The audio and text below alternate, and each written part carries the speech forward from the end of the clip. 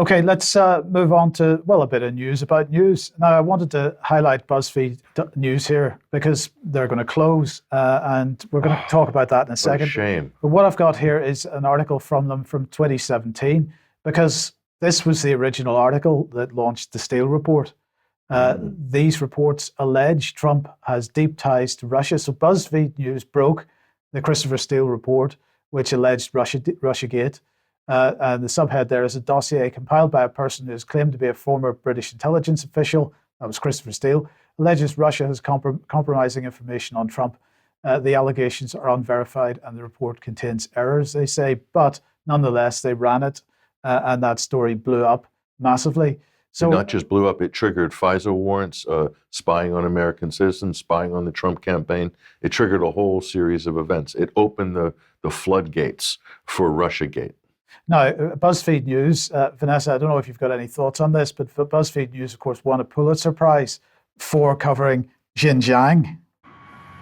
Yeah, of course they did. And I can imagine what their coverage of Xinjiang was. Let me guess. Yeah, wall-to-wall VOC propaganda. That's absolutely. And VOC, if people remember, were the Nazi-founded Victims of Communism organization post-Second World War, founded to fight back against the Red Devils. So, not surprised. So that's Uyghur genocide, right? That's filed 100%. under the heading of Uyghur genocide. Yes. So let's bring Noah Peretti, who's the head of BuzzFeed, on. So BuzzFeed, of course, the parent of BuzzFeed News. So it's just BuzzFeed News that's going here, not BuzzFeed in its entirety.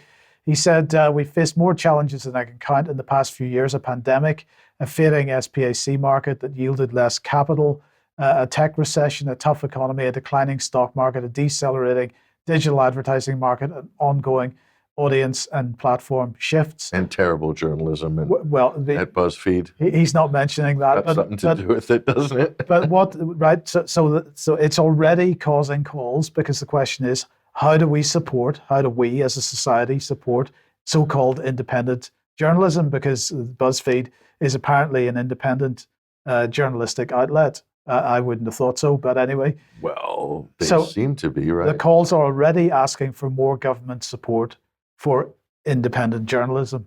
Well, and this is just such a dangerous thing if we're heading in that direction. Okay, look. We've already got a mainstream press which is utterly co-opted by government and effectively financed by government funding. And So let's talk about this independent journalistic outlet, shall we, Mike? BuzzFeed got 2 rounds of $200 million each from NBC Universal, massive global media conglomerate. Okay, 2 rounds of $200 million, bunch of other funding rounds. So they've burned through something probably upwards of $750 million since they came on the scene recently. So, like, where do you draw the line on this? So, BuzzFeed is running an operation that is totally unsustainable. They're paying these hacks incredible salaries, Mike, and they can't really justify it. And now they have to close their doors.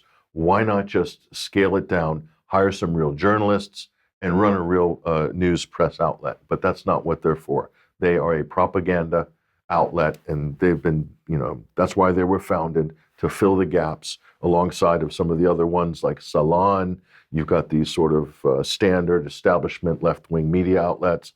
Huffington Post, of course, they've got their whole digital online offering as well. So I don't have any sympathy for BuzzFeed. And how long until Vice News is going to be following in their footsteps? But Vice has also got hundreds of millions of dollars, including the seed funding of $70 million from News Corp, from Rupert Murdoch. Yeah. And they're supposed to be a left-wing outlet. Figure that one out.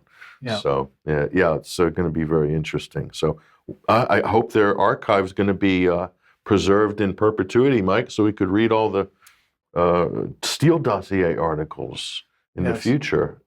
Teach our children about fake news. Indeed. Okay, let's correct the mistake we made at the beginning of the program, Patrick, and get onto this story. Ex-CIA chief spills on how he got spies to write false Hunter Biden laptop letter. Oh yeah, there he is, Michael Morrell, former acting CIA director, under Barack Obama, who's got a podcast and everything.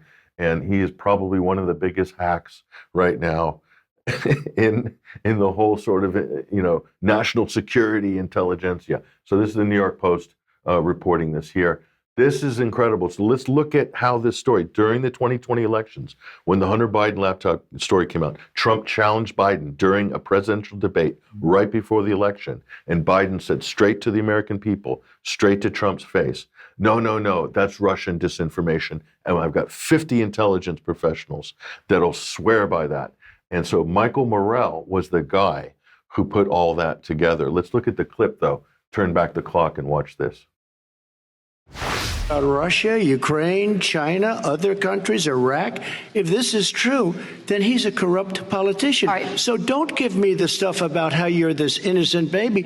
Joe, they're calling you a corrupt politician. Nobody. President Trump, I want to stay on the issue of race. We're talking about the issue. Laptop from hell. President Trump, we're talking about race right now, and I do want to stay on the issue of race. President Trump, I have to respond to that. Please, because look, very quickly. there are 50 former national intelligence folks who said that what he's accusing me of is a Russian plan. They have said that this has all the five former heads of the CIA, both parties say what he's saying is a bunch of garbage.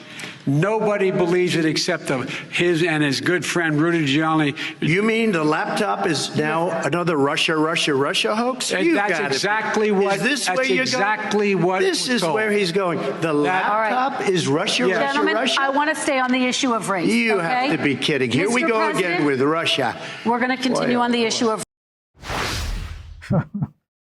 Oh, dear. Arguably one of the most entertaining presidential debates in history.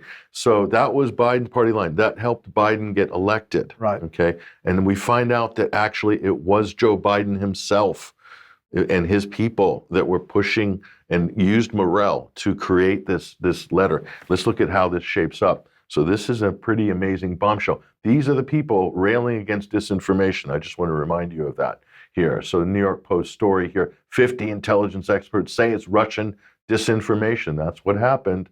There's Michael Morell. Let's take a closer look at this. How did this story break? Let's look at this. So we find out Antony Blinken, the current U.S. Secretary of State, reached out to Morell. This is before the election, October 17th, 3 days before the New York Post published the Hunter Biden emails about his Ukrainian business partner and the connections to his father, who was Joe Biden, Hunter's father at the time.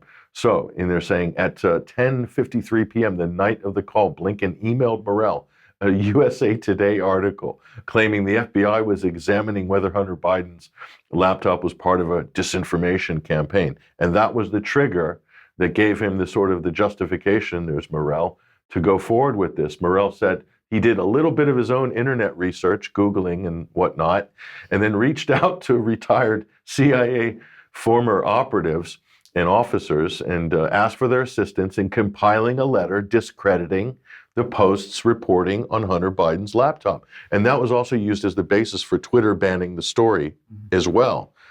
Okay, so Morell then gathered signatures from 51 intelligence officials, including himself and 4 other former CIA directors. Very important. So that's the appeal to authority, fallacious argument there in action. And so how did this end up? It ended up like this. So Nick Shapiro, he's a former deputy chief of staff for John Brennan, former CIA director, then took the letter to Politico, which then published it on October 19th, just 2 days after that, under the headline, Hunter Biden's story is Russian disinfo. Dozens of former officials say so. The letter allegedly says the Post story has all the classic earmarks of a Russian information operation. So every other media outlet then took that and ran with that as their story. So that's how propaganda works. So you're seeing in action here. So Tony Blinken was behind this. So he was on the Biden team as well. So this came from Joe Biden. And then the general feeling on this is that Joe Biden wanted this to happen in order to basically kill the story and help him win the election. So is this not election interference or disinformation? All these things that they accuse everyone else of doing, that's what they've done here. Another example. How many more of these horrible exhibits do we need? Indeed, good question.